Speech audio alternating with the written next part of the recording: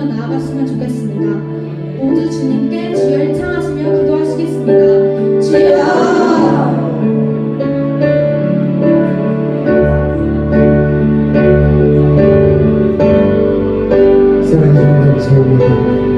오늘 우리를 사랑하여 주시고 복된 주의 전에 나와 우리의 연약함을 주님 앞에 고백하며 믿음으로 나아갈 수 있는 복된 시간 허락하시니 감사합니다. 마음과 뜻과 정성 다하여 오늘도 주님 앞에 나아갑니다. 아버지 하나님 함께하여 주옵소서. 주님 도와주옵소서. 주의 날개 아래 거하는 것, 주의 임대 안에 거하는 것, 나의 가난한 소망, 나의 가난한 은혜, 주와 함께 동행하느니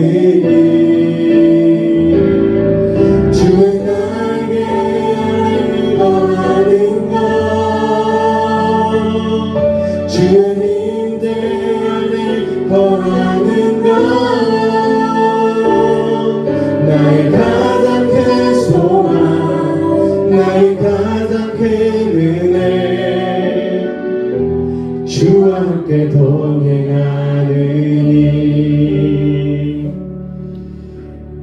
사도신경으로 우리 신앙을 주 앞에 고백하도록 하겠습니다.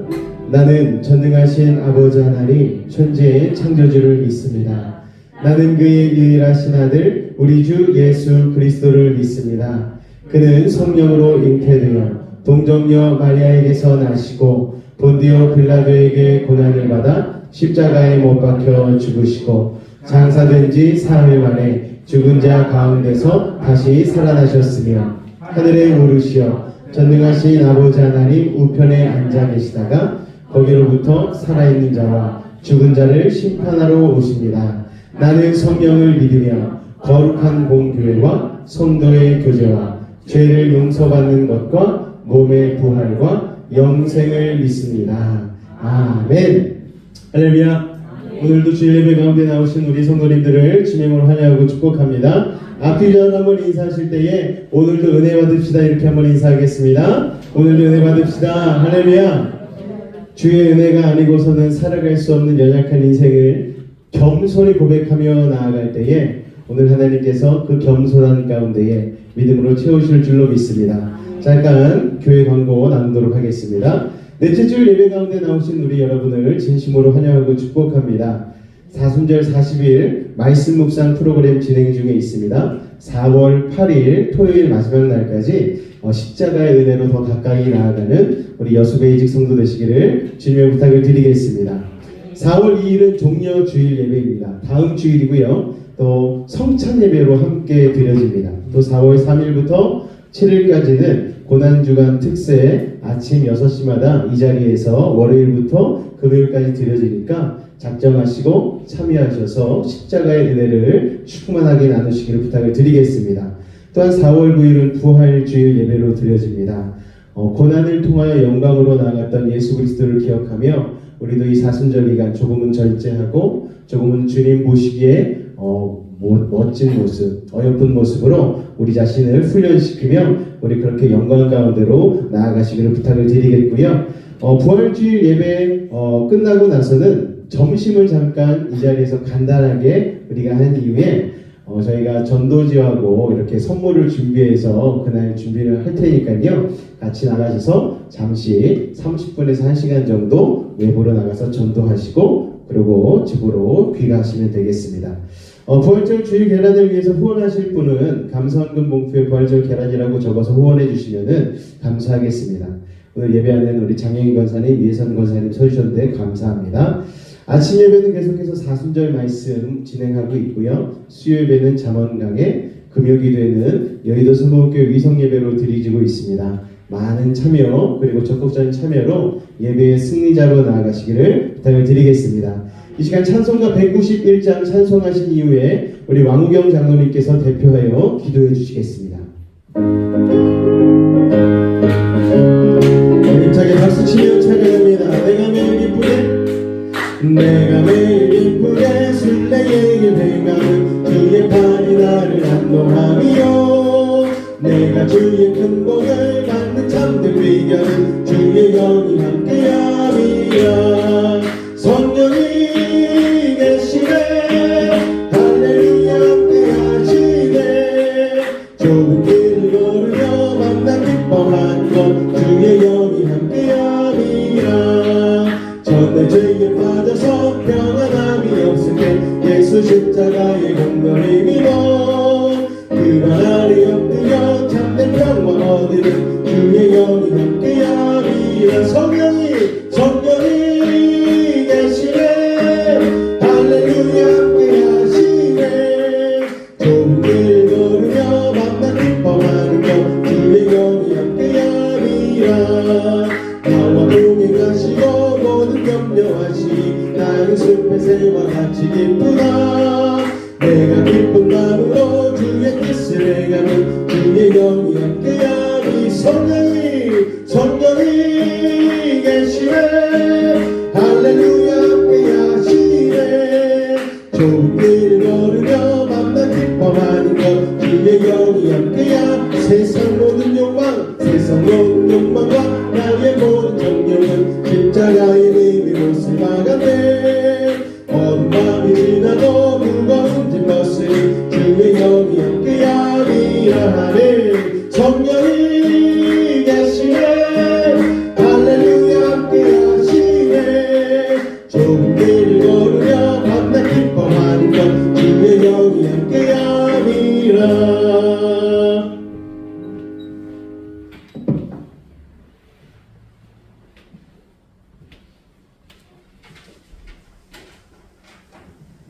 기도드리겠습니다.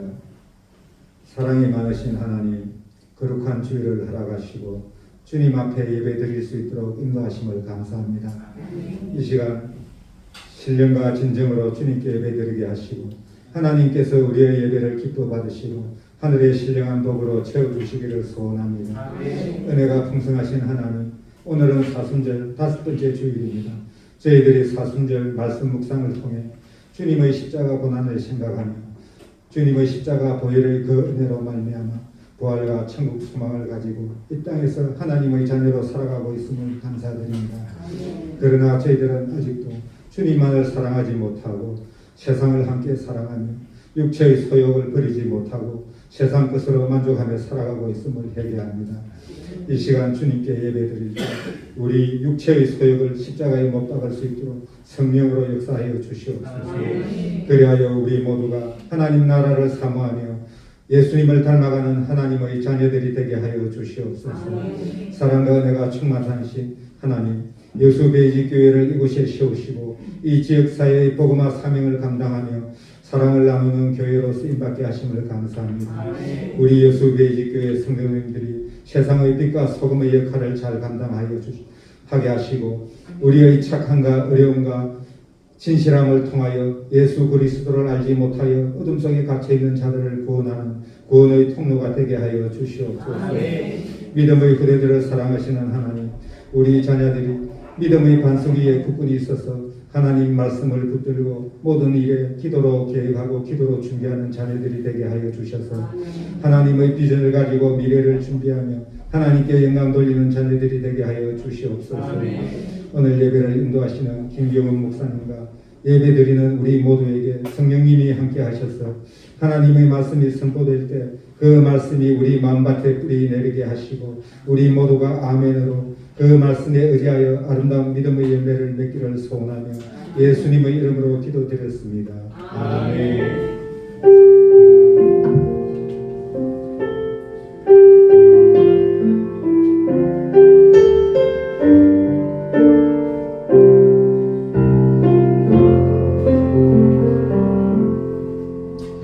오늘 하나님께서 우리에게 은혜 주시는 말씀은 사무엘하 23장 1절에서 7절까지의 말씀입니다. 사무엘하 23장 1절에서 7절까지의 말씀입니다.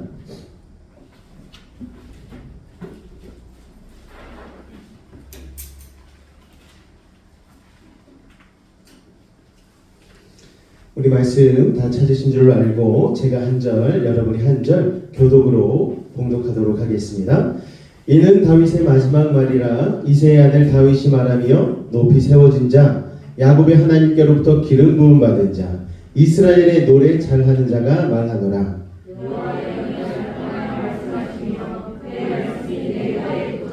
이스라엘의 하나님이 말씀하시며 이스라엘의 반석이 내게 이르시기를 사람을 공의로 다스리는 자 하나님을 경외함으로 다스리는 자여.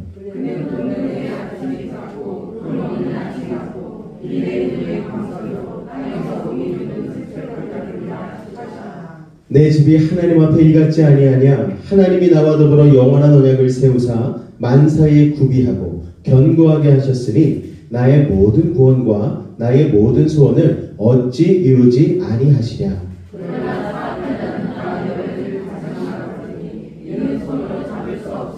7절 다 같이 읽겠습니다. 그것들을 만지는 자는 철과 청각 가져야 하리니 그것들이 당장에 불살이리로다. 이니라. 아멘. 할렐루야. 오늘 사무엘하 23장 1절로 7절까지의 말씀을 가지고 다윗의 마지막 말이라는 제목으로 말씀의 은혜 나누길 원합니다. 우리 오늘 특별히 새로 나오신 분들이 계신데요. 예배 끝난 이후에 잠깐 저랑 차 한잔 하시면 인사하시고 나누시고 가시면 되겠습니다. 반갑습니다. 할렐루야. 네.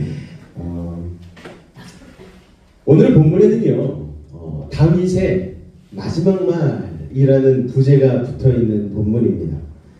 그렇다고 이게 죽기 전에 하는 유언은 아닌 것 같습니다. 왜냐하면은 죽기 전에 한 진짜 유언은 열왕기상 2장 가운데 나옵니다. 열왕기상 2장 말씀도 오늘 본문이랑 거의 맥이 같긴 한데요. 한번 읽어볼까요? 같이 한번 읽어보겠습니다.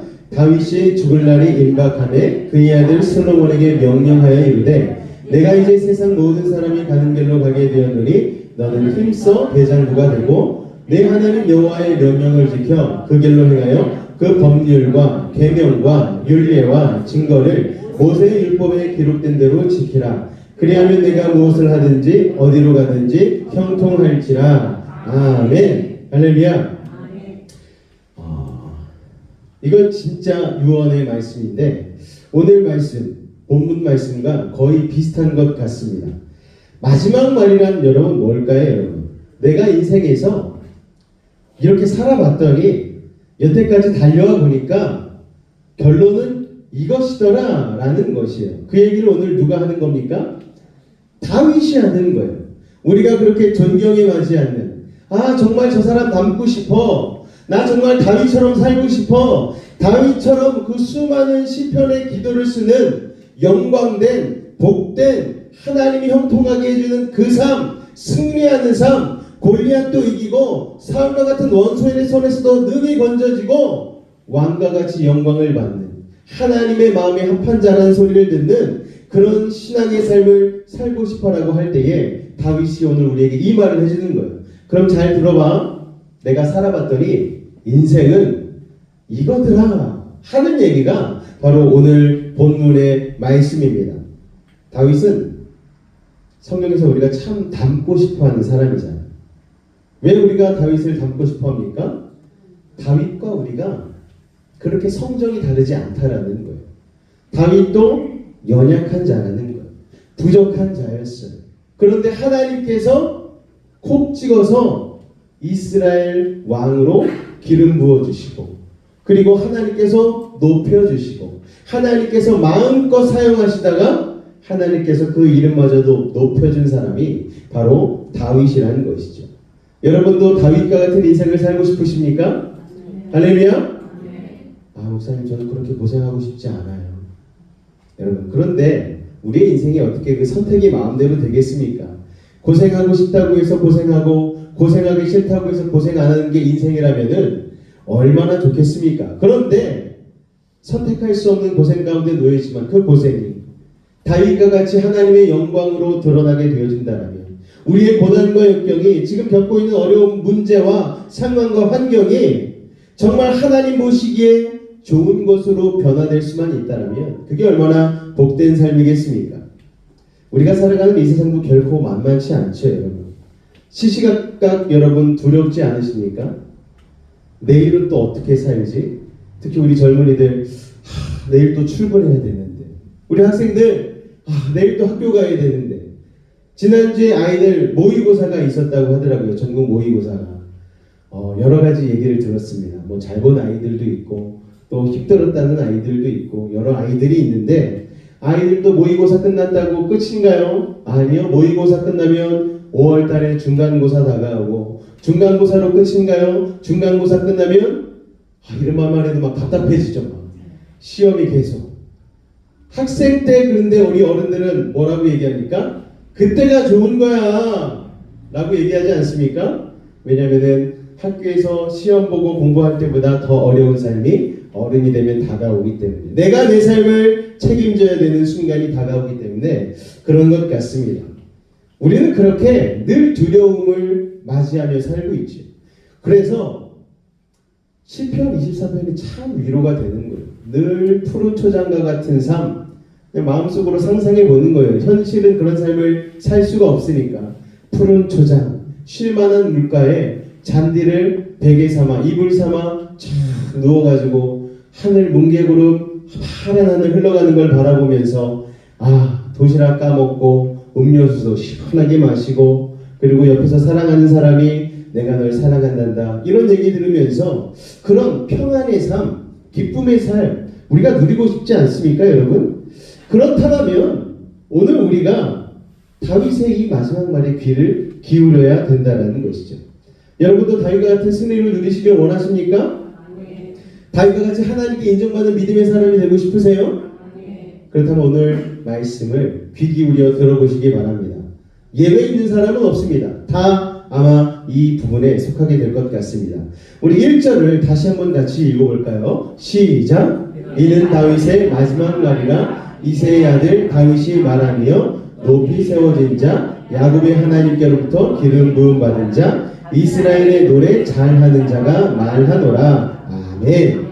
첫 번째, 다윗은요 자신에 대해서 이렇게 소개를 하고 있습니다. 뭐라고 소개하고 있죠? 이새의 아들. 다윗의 아버지가 누구입니까? 그러면 이새. 다윗의 아빠 이름이 이새입니다. 다윗이 왜 아빠 이름을 갑자기 언급하는 걸까요? 이 아버지는요 농부고 목축업자였습니다. 이 사람의 아들이었다라는 사실은, 이 얘기를 하는 것은 내가 지극히 평범한 가정에서 태어난 출신이라는 것을 명백하게 밝히는 것입니다. 이 말을 하고 있는 지금 시점의 다윗은 어떤 사람입니까? 왕이잖아요. 왕인데 왕으로서 내가 목축업자 아버지를 둔 그 출신의 사람이라는 것을 얘기하는 것은 무엇입니까? 자신의 출신을 기억하고 있는 거예요. 나의 출발점, 나의 시작점이 무엇인지를 다윗은 정확하게 기억하고 있었다는 것입니다. 그래서 하나님의 은혜로 말미암아 자신이 왕이 되었다는 사실을 기억하고 고백하고 있는 것이죠. 다윗은 하나님께서 자기를 엄청나게 훌륭한 존재로 처음부터 요새 말로 금수저를 쥐고 태어난 사람이 아니라는 것을 알고 있었어요. 어느 날 다크호스처럼 짜잔하고 나타난 것이 아니고 지극히 평범한 농부의 목축업자의 아들이라는 것을 고백하고 있습니다. 다윗의 고향이 여러분 어딘 줄 아십니까? 베들레헴입니다. 베들레헴. 제가 베들레헴 성지순례 때 가봤거든요. 정말 작은 촌마을이에요. 아무것도 없어요. 웬만한 5층 건물 이런 것도 없어요. 정말 나지막한 여러 가지 집들이 옹기종기 모여있는 작은 동네입니다. 그런 동네에서 다윗이 태어났다라는 거예요. 볼품없는 지역에서 태어났죠. 우리나라에서 가장 핫한 동네는 어디입니까 여러분? 강남, 압구정 이런 데 아니겠습니까? 북창동 이런 데도 얘기하긴 하지만 요새는 강남이 최고예요. 유일하게 집값이 안 내려가고 있는 지역이 강남인 이유가 무엇입니까? 거기에서 수많은 인재들이 배출되기 때문에. 우리나라 교육의 중심지, 파락군이라고 부르지 않습니까? 바로 강남에서 태어난 사람들은 자기가 어디에서 태어났다라고 얘기해요? 난 강남에서 태어났다라고 얘기합니다. 그리고 어느 대학 나왔다라고 자신만만하게 얘기하지 않습니까? 그런 사람들이 참 자신의 출신 지역을 굉장히 중요하게 여기는 것이죠. 그런데 다윗은 그런 강남 땅에서 태어난 게 아니에요. 내세울 만한 고향이 아니었어요. 예루살렘에서 태어났다는 것도 아니고 예루살렘에서 한참이나 떨어진 베들레헴이라는 지역에서 태어났다라고 얘기를 하는 것이죠. 더군다나 다윗은 8째 막내 아들이었습니다. 장자가 대우받던 시대에 8번째 아들까지 유산의 순서가 가려면은요, 정말 운이 좋아야 되지 않겠습니까? 그런데 처음에 사무엘 선지자가 이새의 집에 와서 내가 왕을 기름 부으러 왔는데 아들들을 다 줄 세워봐라 했을 때 그때 다윗은 서지를 못했어요. 왜냐? 아들 취급 못 받았고 아들들이 다 모여 있으니까 누군가는 양을 도맡아서 관리하고 쳐야 되는데 그게 다윗에게 떨어진 주문이었습니다. 그래서 사무엘 선지자가 첫째 아들 엘리야부터 시작해서 삼마 뭐 이렇게 쫙 보는데 하나님이 아무도 아니라고 하는 거예요. 그래서 이새에게 한 번 더 물어봅니다. 여기 있는 아들들이 다냐고. 그랬더니 이새가 바깥에서 양을 치고 있는 막내 아들이 있다라고 얘기하니까 사무엘이 내가 그가 오기까지는 준비한 음식도 먹지 않고 기다리겠노라. 그러면서 마지막 8째 아들인 다윗이 왔을 때에 그에게 기름을 붓고 장차 왕이 될 사람으로 삼았다라는 것이죠. 8 아들 중에 아들 취급도 못 받던 다윗이 기름 부음을 받으니까 이 아버지 이새가 얼마나 놀랐겠어요. 우리 집안에서는 아무것도 아닌 아들인데 하나님께서 저를 기름 부으시다니 참으로 놀랐을 거예요. 여러분, 이처럼 하나님의 역사를 담당하는 사명자는요, 처음부터 막 화려하고 막 번듯하게 시작하는 사람이 없다는 거예요.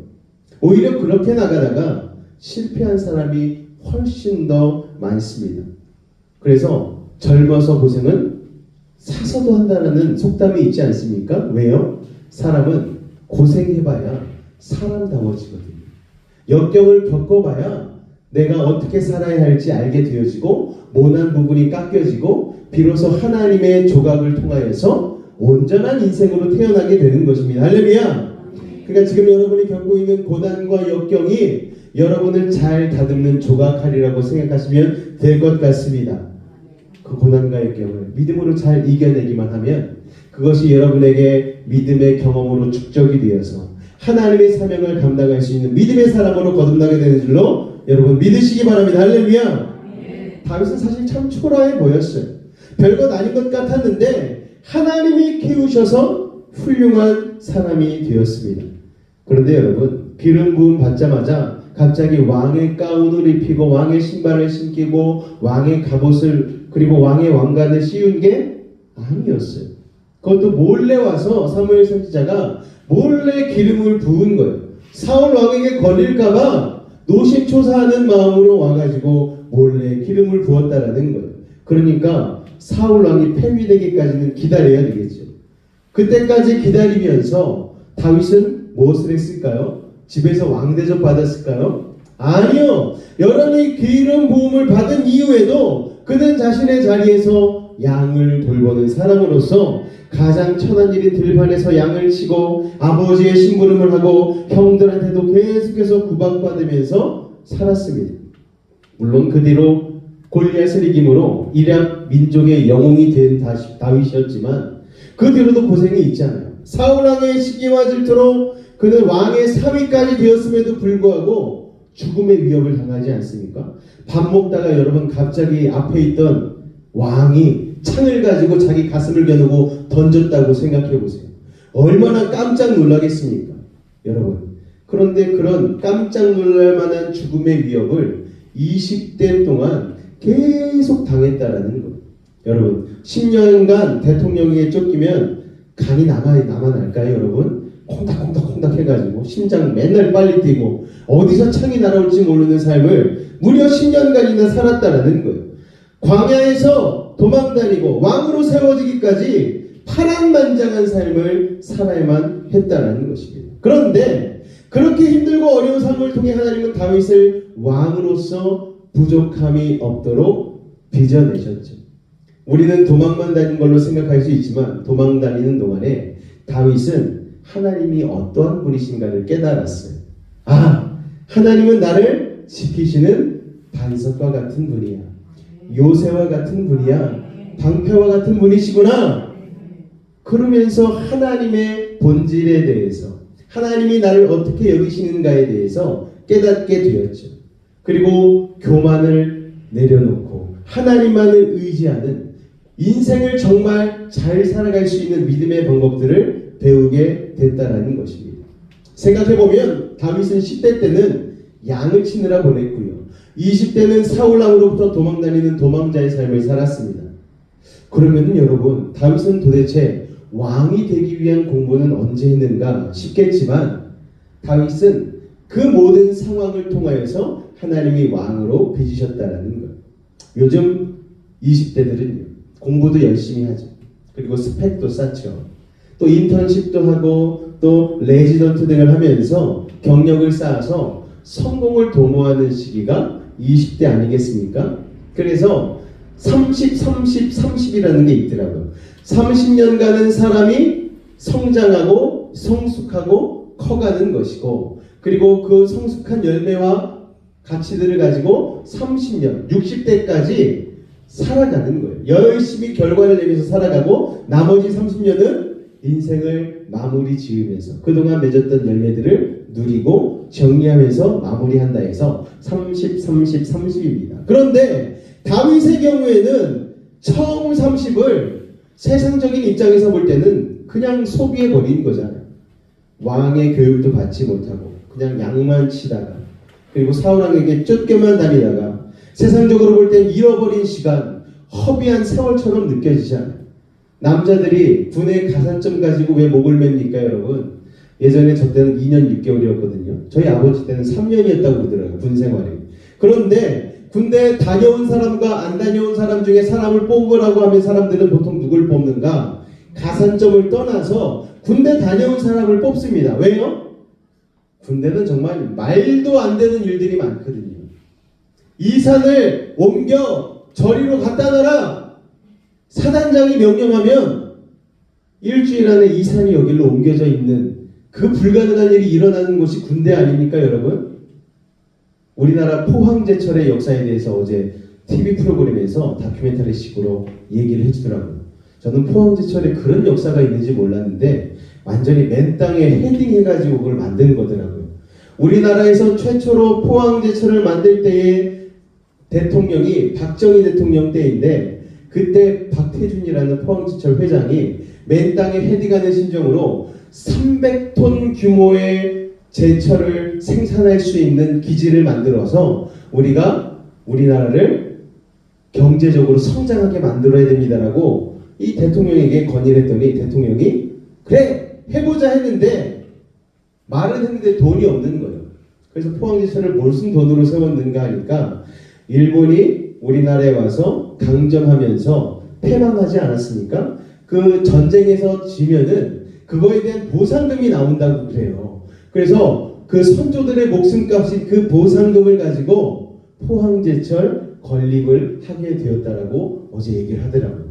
그러니까 이게 실패하면은 조상들 목숨값 가지고 실패하는 게 되니까 정말 죽기 살기로 그곳을 지었다라고 얘기를 하더라고요. 근데 거기에 뭐 한쪽 만에 절벽으로 된 이런 그런 곳이 있었는데, 그러니까는 사람들 다 세워놓고 우리가 이거 성공 못하면 다 우양우에서 저 바다에 빠져야 된다고. 날마다 조회 때 그렇게 닥달을 해가지고 이 포항제철을 세웠는데, 그 포항제철이 세워지고 나서 첫 해에 120억. 그 당시에는 정말 엄청난 돈을 국가의 이익으로 돌려받는 그런 일들이 일어나게 되었다고 합니다. 어쨌든 여러분, 그 당시에도 그렇고 지금도 그렇고 고생한 사람들의 인생 가운데에는 뭔가 다른 게 있는 거예요. 젊어서 사서 고생을 한 사람들의 삶에는 반드시 그 대가가 있다라는 것이죠. 오늘 다윗에게도 그 고생이, 그 역경이, 그 사망으로 골짜기를 걷는 것과 같은 어려움이 없었다라면 지금과 같은 존경받는 다윗 왕은 있을 수 없었다라는 것입니다. 그래서 다윗은요, 결국은 하나님의 마음에 합한 위대한 왕이 될 수 있었던 것이죠. 다윗이 참 시를 많이 짓지 않았습니까? 시편에 많이 남아있잖아요. 하나님을 높여라, 하나님을 찬양해라, 주님만 의지해라, 그분은 나의 요새이시다, 나의 반석이시다. 죽음의 위기에서 기적과 같이 살아날 때가 많았을 때마다 그는 하나님을 찬양했습니다. 주님은 나의 요새이십니다. 전쟁을 하러 나갔을 때 정말 넘어뜨리기 힘든 성벽을 만났을 때에 다윗은 묵상한 거예요. 아, 주님은 나에게 저 요새와 같은 분이시구나. 여러분, 하나님을 향한 다윗의 믿음은요, 그 어려운 시기에 오히려 다져지고 세워졌다는 것입니다. 여러분, 여러분의 삶 가운데 지금 고난이 있으십니까? 아픔이 있으세요? 이 시기를 통해서 하나님은 여러분을 좀 더 나은 사람으로, 하나님께 쓰임받기 합당한 인생으로 변화시키는 줄로 믿으시기 바랍니다. 할렐루야. 글이나 학문으로 배운 게 아니잖아요. 삶의 경험을 통해서 하나님을 지식으로 배운 게 아니잖아요. 하나님은 이런 분이시다 글로 배운 게 아니고 직접 경험해서 사울의 창에서 나를 숨겨주시고 나를 구원하셨던 그 하나님을 다윗은 삶을 통하여 깨닫게 되었다는 것입니다. 우리 학생들이 아직 그런 경험이 없어서 하나님이 내 삶의 주인이 되시고 내 삶을 이끌어 가신다는 확신이 조금 덜 들 수도 있겠지만, 여러분, 고생하시기 전에 미리 주님 앞에 고백하시고 변화되시기를 주님으로 축원을 드립니다. 할렐루야. 그러므로 우리도 이런 말 하잖아요. 인생에서 꽃길만 걸으세요. 이게 좋은 말 같이 들리는데 그렇지 않습니다. 사실 그거는 어쩌면 축복이 아니라고 할 수가 있는 것이죠. 그냥 꽃길만 걸으면 밟히고 망가지는 인생이 될 수밖에 없다라는 것입니다. 오히려 잡초같이 어려운 시간을 겪을 때에 우리가 사람다워지고 하나님께 쓰임받는 인생이 된다는 것을 여러분 기억하셨으면 좋겠습니다. 그래서 여러분, 여기에서 이새의 아들이라고 하는 것은 나는 너무나 평범한 인간인데 그런 나를 하나님께서 삶을 통해 위대한 일을 이루셨다라는 고백하는 그 첫 번째 고백의 지점이라는 것을 여러분 기억하셨으면 좋겠습니다. 우리 두 번째 한번 읽어보겠습니다. 시작. 높이 세워진 자. 할렐루야. 내가 높아진 자가 아니고 나는 누군가로부터 세워졌다라는 거예요. 누가 나를 세우셨습니까? 하나님이 나를 세워주셨다라는 거예요. 다윗은 자기의 인생을 큰 하나님의 그림 안에서 해석할 수 있는 믿음의 눈을 가진 사람이었다는 것입니다. 자기가 고생 끝에 이스라엘 왕이 됐어요. 그래서 자기가 뛰어나서 자기의 능력으로 성취한 것으로 생각할 수 있었지만 다윗은 그러지 않았다는 거예요. 나를 여기까지 이끌어주시고 결국 왕 되게 높이 세워주신 그 하나님이 계셨기 때문에 내가 지금 이 자리에 있는 것입니다라고 그는 겸손하게 고백한 것입니다. 물론 그가 겸손을 잃었을 때가 있습니다. 그때 일어난 가장 중요한 사건이 뭡니까? 밧세바를 능욕한 사건 아니겠습니까? 그런데 그런 겸손을 잊어버렸을 때 죄에 빠지기도 했지만 기본적으로 다윗은 겸손한 사람이었다는 거예요. 하나님이 해주신 것을 인정한 사람이었다는 거예요. JYP의 박진영이라는 사람이 있습니다. 이분이 기독교로 개종을 한 지 얼마 안 됐어요. 몇 년 안 됐죠. 그런데 그가 어떤 한 가지 생각을 한 거예요. 세계의 정점의 최고의 인기 자리에 섰을 때에 자기가 아무리 생각해봐도 자기가 이런 인기를 얻을 이유가 없더래요. 물론 그 사람이 춤을 엄청 잘 추고요. 그리고 학력도 좋고요. 그리고 노래도 잘합니다. 그리고 여러 가지 끼도 있고 능력이 출중해요. 그런데 내가 이런 능력과 출중한 끼와 재능을 가지고 있다고 해서 모든 사람들이 이렇게 성공하는가 생각해봤더니 자기보다 더 춤 잘 추고 자기보다 더 프로듀싱 능력이 많고 그런 사람들도 아직도 뜨지 못하고 바닥에서 기고 있는 사람들이 많다는 것을 보게 되었습니다. 그렇다면 내가 이 자리까지 올라온 것은 물론 나의 노력도 있겠지만 보이지 않는 손의 도움이라는 것이 있었겠구나 라는 생각을 했다라는 거예요. 그리고 그 탐구를 하기 시작했습니다. 과연 그 힘은 어디로부터 오는가? 그러다가 찾게 된 것이 바로 하나님이었다는 사실입니다. 할렐루야.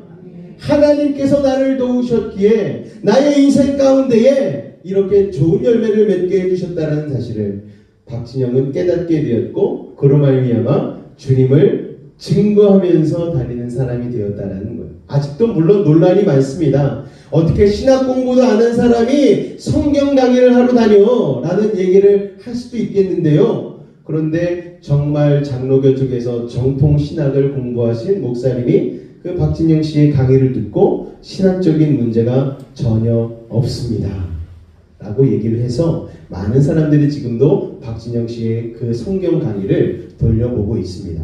여러분, 겸손하다라는 것, 그리고 내가 하나님의 은혜로 여기 서 있다라는 것, 그것을 인정할 줄 안다면은 하나님께서 귀하게 쓰시는 믿음의 사람이 될 줄로 믿습니다.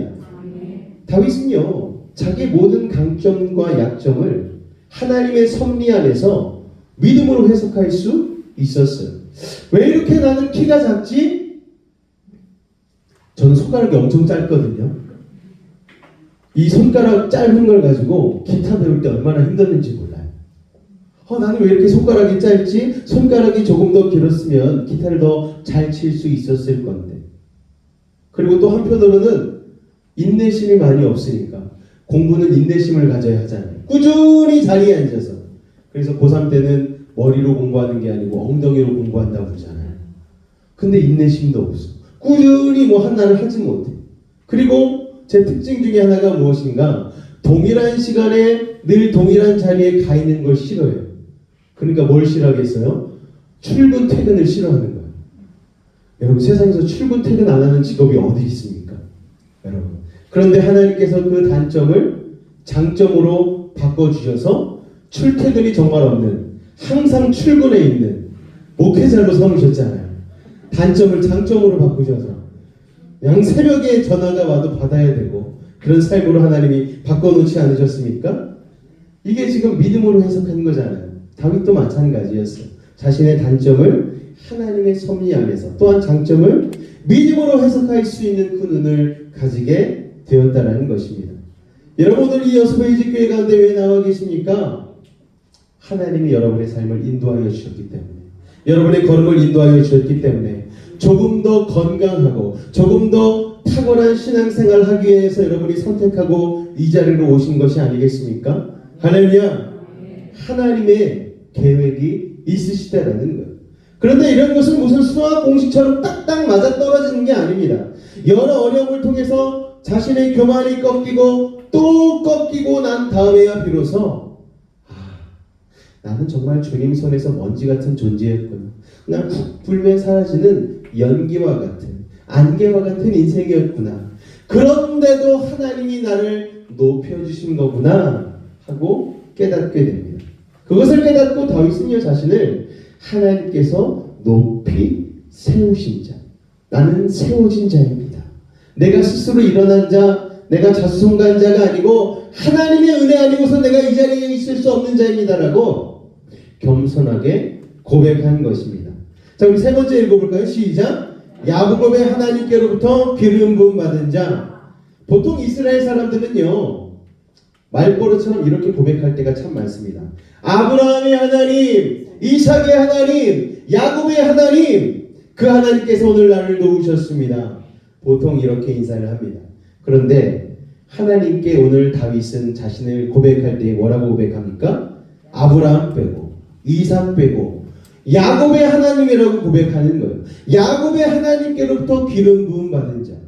왜 아브라함과 이삭을 뺐을까요, 여러분?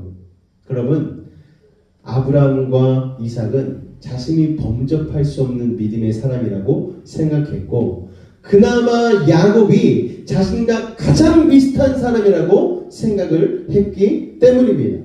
그럼 야곱의 하나님은 여러분 어떤 하나님입니까? 창세기에 보니까 야곱은 그 이름 자체가 속이는 자잖아요. 비겁한 자잖아요. 사기꾼이란 이름이잖아요. 아버지 속이고 형도 속이고. 그런데 하나님께서 나중에 야곱의 이름을 뭘로 바꿔주십니까? 하나님을 찬양하는 하나님의 백성 이스라엘. 여러분, 사기꾼인데, 아버지 부모도 속이고 형제도 속인 사람인데 하나님께서 야복 강가에서 씨름을 통하여서 그의 골반뼈를 부러뜨리시고 난 이후에 그의 이름을 뭘로 바꿔주셨다? 이스라엘. 왜 그 전에 바꿔주지 않고 환도뼈를 치신 다음에 이름을 바꿔주셨을까요, 여러분? 야곱에게 남아있는 마지막 자신의 자존심마저도 똑 부러뜨리시고, 그래, 이제 됐다. 이제 내가 너 이스라엘이라고 부를 준비가 됐어. 너 나만 전적으로 의지할 준비가 됐구나. 그러니까 너의 이름을 이제부터 이스라엘이라 부르겠다. 여러분, 하나님이 변화시켜 주셨다는 거예요. 마지막까지 내가 너를 부르고 택한 이상 내 인생을 네 마음대로 가도록 두지 않을 거야, 야곱. 내가 너 깎고 빚고 너를 쓸모있는 사람으로 만들어 놓겠다라는 결심을 야곱에게 했다라는 것이죠. 야복강에서 하나님과 야곱이 한판 씨름을 벌였잖아요.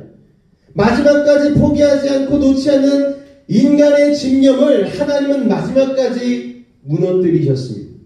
그것을 포기시키시기 위해서 그의 삶에 하나님이 개입하고 역사하셨다는 거예요.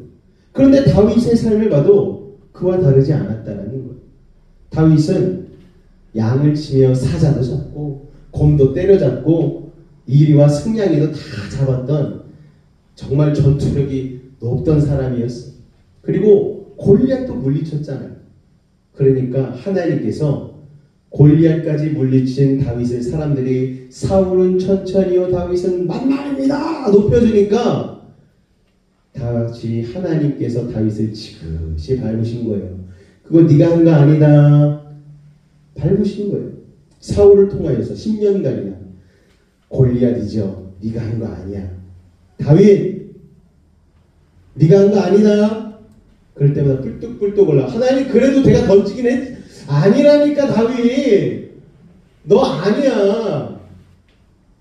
그렇게 10년간이나 밟고 밟아서 겸손한 다윗. 하나님 진짜 생각해보니 아니네요.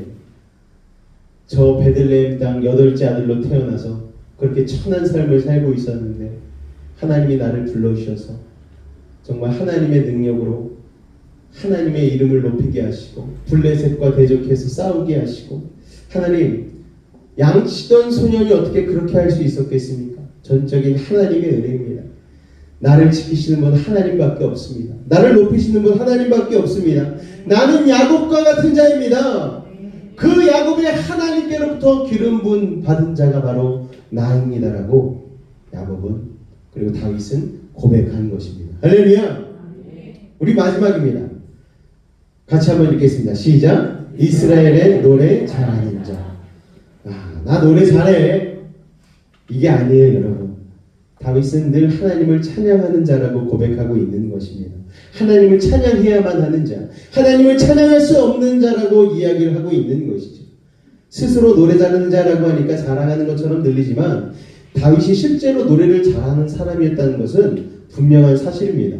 그런데 이 말 속에는 자신의 자랑보다는 하나님께 영광 돌리는 이야기가 들어가 있는 거예요. 다윗은 입만 열면 하나님을 찬양하고 노래하고 기도했습니다.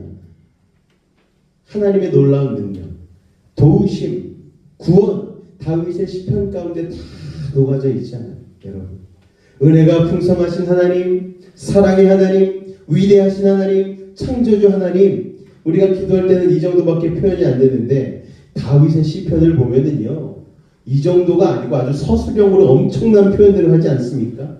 우리가 이것을 배울 필요가 있는 거예요. 왜냐? 다윗은 자신의 삶을 통하여 하나님을 찬양했기 때문에 그렇습니다. 저 성은 정말 튼튼해서 아무도 쳐들어오지 못하겠네. 저 하나님 같다.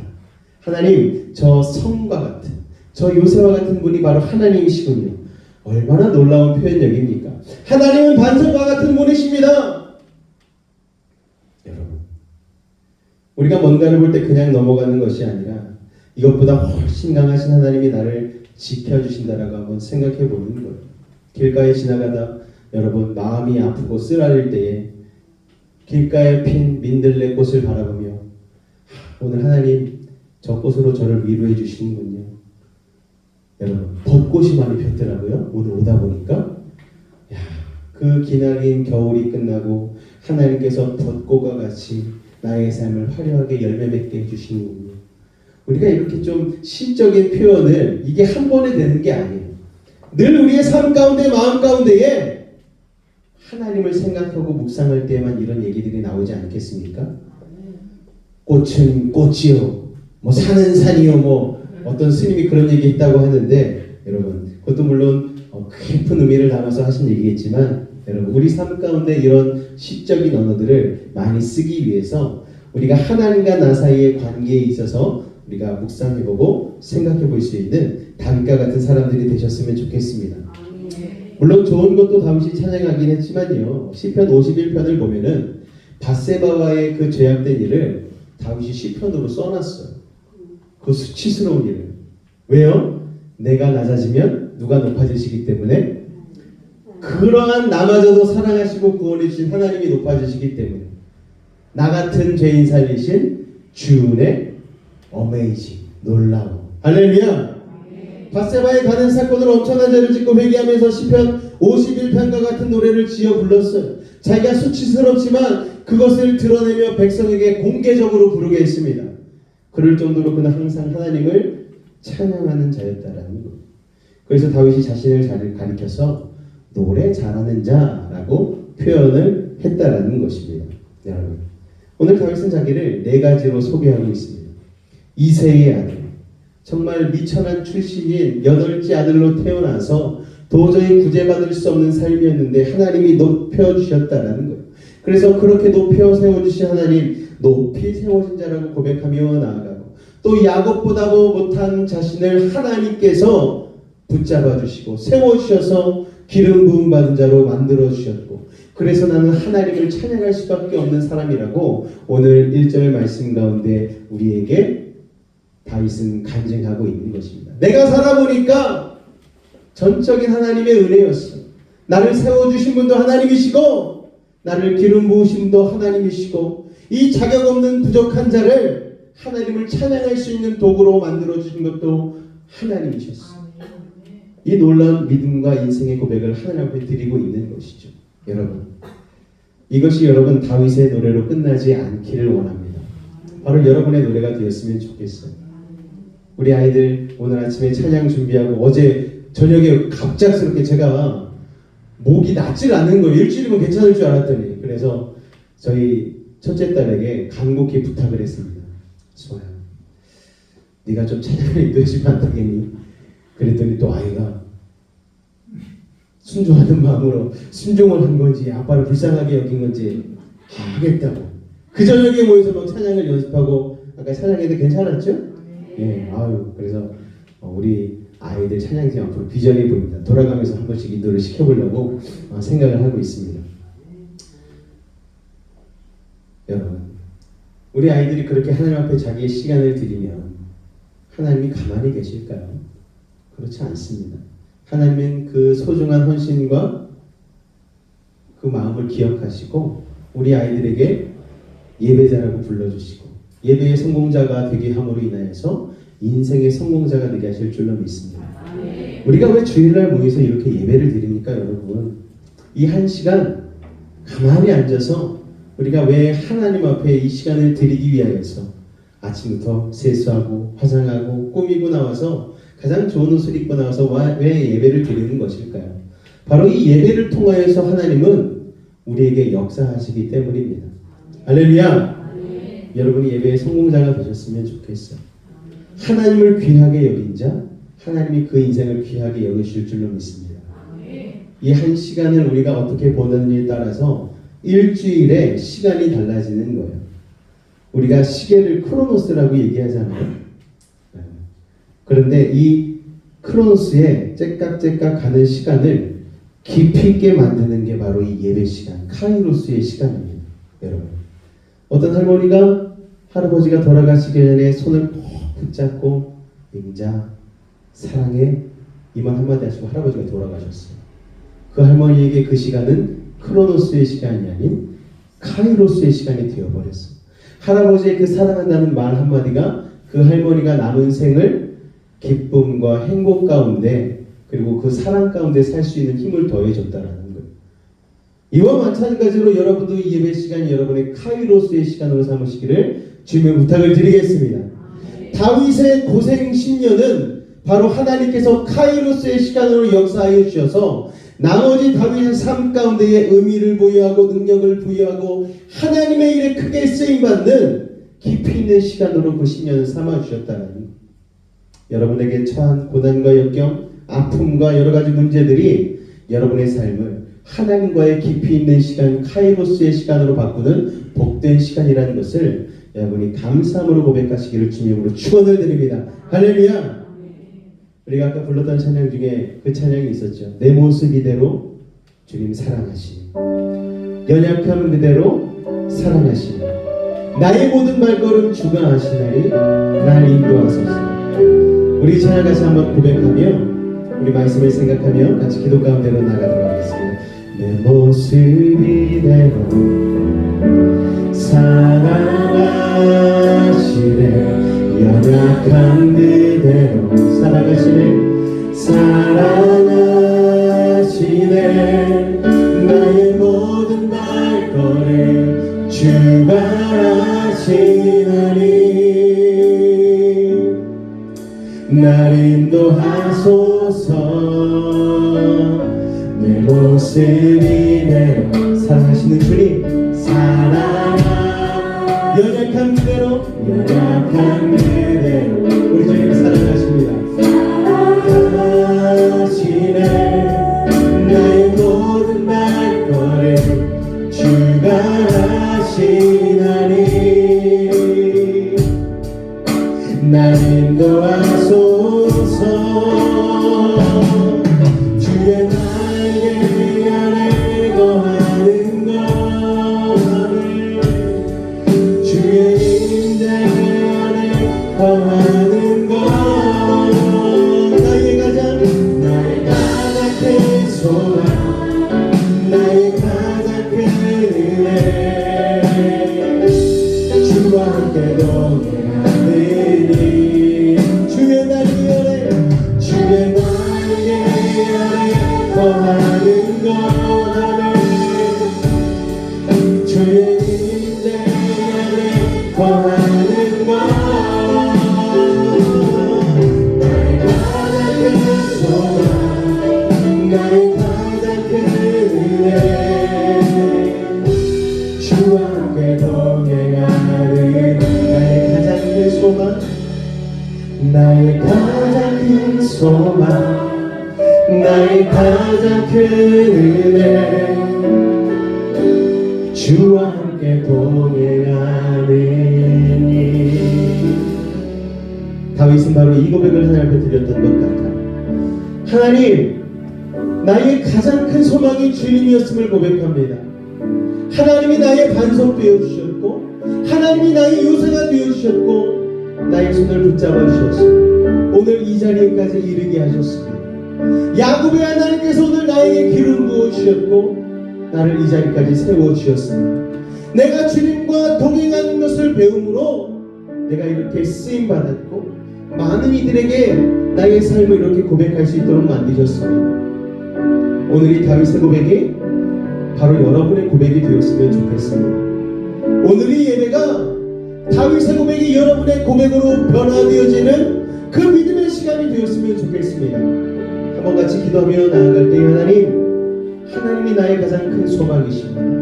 하나님이 나의 가장 큰 은혜이십니다. 주와 함께 동행하게 하여 달라고 우리 주님의 이름 한번 간절히 부르짖고 기도하도록 하겠습니다. 주여, 사랑의 주님, 오늘도 하나님 앞에 나와 예배할 수 있는 복된 인생을 주님 감사합니다. 마음과 뜻과 정성을 다하여 오늘은 주님 앞에 믿음으로 나아갑니다. 하나님이 우리의 인생을 붙잡아 주시면 아버지 하나님 그 어떤 것이 우리를 넘어뜨릴 수 있겠습니까? 우리가 하나님 주님 앞에서 하나님 겸손히 믿음으로 하나님 나아갈 때에 우리의 삶을 주님께서 붙잡아 주시고 너무나 은혜로 함께 하시는 줄로 믿습니다. 우리의 인생의 부족함과 연약함과 단점들이 하나님을 만나게 되어지면 그것이 장점으로 변화되어지고 우리의 인생을 지탱하는 놀라운 힘이 되어질 줄로 믿습니다. 우리가 하나님 그 다윗의 비결을 깨닫게 하여 주시옵소서. 그 다윗의 찬양을 우리도 동일하게 수 있도록 아버지 하나님 도우시고 인도하여 주시옵소서. 주님 역사하여 주시옵소서. 주의 날개 아래 거하는 것, 주의 임재 아래 거하는 것, 나의 가장 큰 소망, 나의 가장 큰 은혜, 주와 함께 동행하느니. 나의 가장 큰 소망, 나의 가장 큰 은혜, 주와 함께 동행하느니. 사랑해 주님 감사합니다. 우리가 다윗과 다른 것이 무엇 있겠습니까? 우리가 처한 상황과 환경은 베들레헴과 같은 아버지 하나님 연약하고 부족한 상황과 처지일 뿐입니다. 여덟째 아들과 같은 아버지 하나님 나약한 존재일 뿐입니다. 그러나 하나님 그 다윗을 선택하여 주셨고 다윗이 왕이 되도록 다윗의 인생의 고난과 역경을 여러 가지 어려움을 통하여서 그를 다듬으셨고 그렇게 다윗을 하나님을 찬양할 수 있는, 하나님을 노래할 수 있는, 하나님께 감사할 수 있는 자리까지 하나님께서 그를 다듬어 주셨습니다. 우리도 하나님께 다듬어지기를 원합니다. 여전히 부족하고 연약한 모습이지만 세상 가운데 힘들고 지치고 외로워서 여전히 우리의 입술 가운데는 불평과 원망이 많을 수밖에 없지만 그러나 하나님 그러한 어려운 삶을 통하여서 다시 한번 일어나게 하시고 우리를 진정한 예배자로 거듭나게 하실 줄로 믿습니다. 예수님의 십자가의 능력은 그런 나락에 떨어진 우리와 같은 사람들을 아버지 하나님 다윗과 같은 자로 변화시킬 수 있는 엄청난 능력이 있는 줄로 믿습니다. 오늘 그 십자가의 은혜를 붙들게 하여 주옵소서. 그리하여 오늘 이 다윗의 고백이 우리의 고백 되게 하여 주옵소서. 주께서 함께 하심을 믿사오며 예수님으로 감사하며 기도하옵나이다. 아멘. 사랑해 주님, 오늘도 귀한 예물 주님 앞에 드렸습니다. 이 귀한 예물 하나님의 나라와 확장을 위하여 복음을 위하여 아버지 쓰여지게 하시고 30배, 60배, 100배 열매 맺게 하여 주셔서 하나님 앞에 온전히 영광 돌리는 우리의 삶이 되어질 수 있도록 주님 축복하여 주옵소서. 주께서 우리와 함께 하심을 믿사오며 예수님으로 감사하며 기도하옵나이다. 아멘. 다 같이 자리에서 일어서도록 하겠습니다.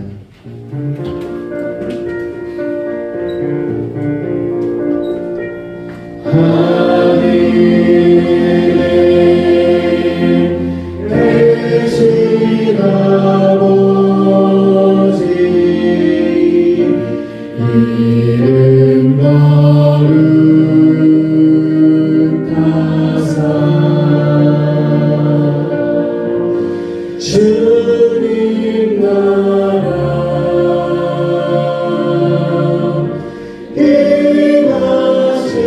임하시고 대신 이루어지리라.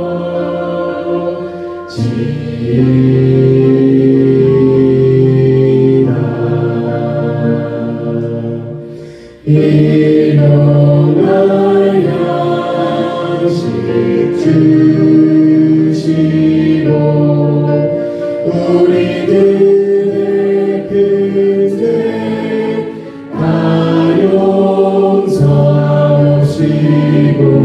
또 시험에 들게 마시고 아래서 떠나소서. 주의 나라 주의 권세 주의 영광 영원히 아멘.